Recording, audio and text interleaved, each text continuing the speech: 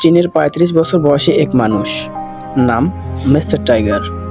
গত কিছুদিন ধরে অনলাইনে ভাইরাল এই ব্যক্তি, কারণ সে এমন এক জিনিস তৈরি করেছে যার সাহস কেউ করেনি। আজ আমরা তার পাগলামি দেখব। একসময় ছোট একটা কনস্ট্রাকশন ব্যবসা চালাতো, কিন্তু হঠাৎ করেই সেই সব কিছু ছেড়ে ফিরে আসে নিজ গ্রামের বাড়িতে। আর সেখানে নাই এক অদ্ভুত সিদ্ধান্ত, সে আস্ত একটা পাহাড় কেটে তার ভেতরে নিজের জন্য একটা ঘর বানাবে।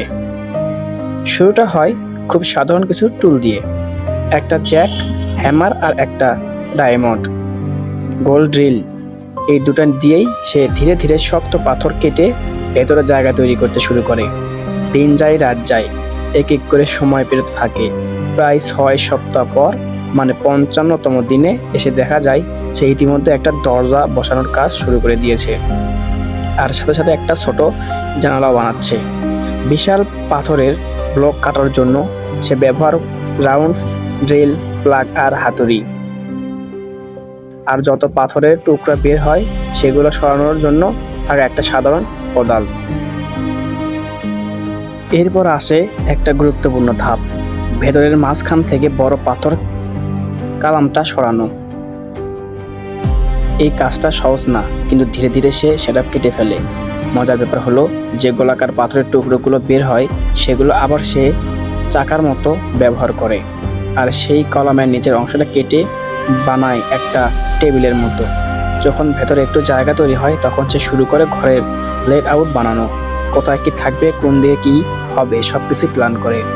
২৫৮তম দিন পর সে জায়গাটা দেখতে একেবারেই আলাদা হয়ে যায়। পাথরের উপর স্প্রে পেইন্ট দিয়ে সে পুরো জায়গাটা ডিজাইন মার্ক করে নেয়। তারপর একটা লেজার লেভেল ব্যবহার করে মাছটা একদম সমান করে ফেলে। ধুলোবালি সরানো সহজ হয়। জ্যাক হ্যামার চালানো কোনো সহজ কাজ না, এর জন্য লাগে অনেক শক্তি আর নিয়ন্ত্রণ। কিন্তু এই ঘরটা শুধু থাকার জন্য না, সে এটাকে চায় আরো সুন্দর করতে। তাই দেওয়ালের উপর পাথর কেটে বানানো গাছের সারি, প্রতিটা ইট খুব সাবধানে সে সোজা করে বসায়, যাতে পুরো দেওয়ালটা একদম নিখুঁত হয়। দেওয়ালের শেষ হলো দরজার ফ্রেম বসায়, তারপর দরজাটা লাগিয়ে দেয়। সেখান থেকে যায় জীবন কাটানো যায়। এরপর সে প্রবেশে সেইটাকে আরো বড় করে আপডেট করে।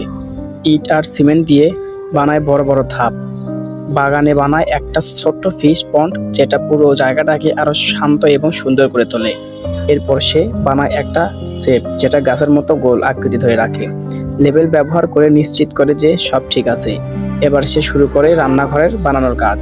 সে একটা ঐতিহাসিক চুলা বানায়, উপরে আগুন জ্বলছে, জায়গা নিচে সাইজ জামার জায়গা এবং একটা চমিনি দিয়ে ধোয়া বাইরে চলে যায়।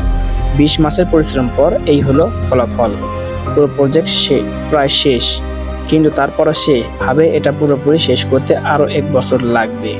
এরপর তার প্রজেক্ট দেখতে কেমন হয়েছে সেটা দেখতে চাইলে সেকেন্ড পার্ট লিখে কমেন্ট করুন। সেকেন্ড পার্ট দেখতে অজানা গল্প.com সাথে থাকুন। ধন্যবাদ।